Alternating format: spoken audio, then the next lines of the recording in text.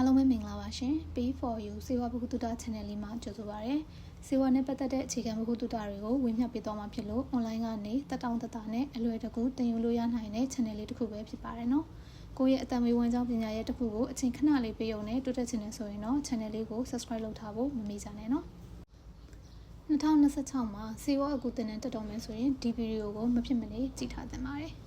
။ဟုတ်ပါတယ်။စေဝါကိုတင်တဲ့စေဝါကျန်းကျင်တင်တဲ့နေတက်တော့မယ်ဆိုလို့ရှိရင်အဓိကစဉ်းစားရမယ့်အချက်2ချက်ရှိပါတယ်။နံပါတ်1ကတော့ကိုကဘယ်နေရာတွေမှာအလုပ်ဝင်မှာလဲ modern trade တွေဖြစ်တဲ့လက်လီအယောင်းဆိုင်တွေလားစေယုံစေကန်းတွေလားစေယုံစေကန်းတွေဆိုလို့ရှိရင်တော့သူတို့စီမှာသုံးနေတဲ့ဆေးတွေအထူးသဖြင့် POM လို့ခေါ်တဲ့ prescription only medicine ဆရာဝန်ညွှန်ကြားချက်လိုတဲ့ဆေးဝါးတွေကိုအဓိကသိရမှာဖြစ်ပြီးတော့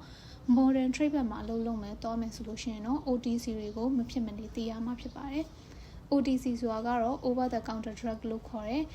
ညွှန်ကြားချက်မလိုပဲဆေးဆိုင်မှာဆိုင်တွေမှာလွယ်လွင်တကူဝယ်လို့ရတဲ့ဆေးတွေဖြစ်ပါတယ်။ OTC မှာ supplements တွေ vitamins တွေ mineral တွေရဲ့အကျိုးကျေးဇူးတွေကိုပိုသိထားဖို့လိုအပ်ပါတယ်။နံပါတ်1အနေနဲ့ကတော့ကိုကဘာလုပ်မှာလဲ။ကိုပိုင်ဆေးဆိုင်ဖွင့်မှာလားမိသားစုကျန်းမာရေးအတွက်ဘဟုတုတအနေနဲ့ပဲသိချင်တာလားဆိုပြီးတော့အရင်ဆုံးစဉ်းစားရမှာပါ။ကိုပိုင်ဆေးဆိုင်ဖွင့်မဲ့သူဆိုလို့ရှိရင်တော့ဆေးရီရှောက်ရတာကနေဈေးနှုန်းသတ်မှတ်တာဆေးဆိုင်လိုင်စင်လျှောက်တာတွေပါအသေးစိတ်သိနေရမှာဖြစ်ပါတယ်။မိသားစုကျန်းမာရေးအတွက်ဆိုရင်တော့အိမ်သုံးဆေးဝါးတွေကိုယောဂအလိုက်ဘလို့အသုံးပြုရလဲ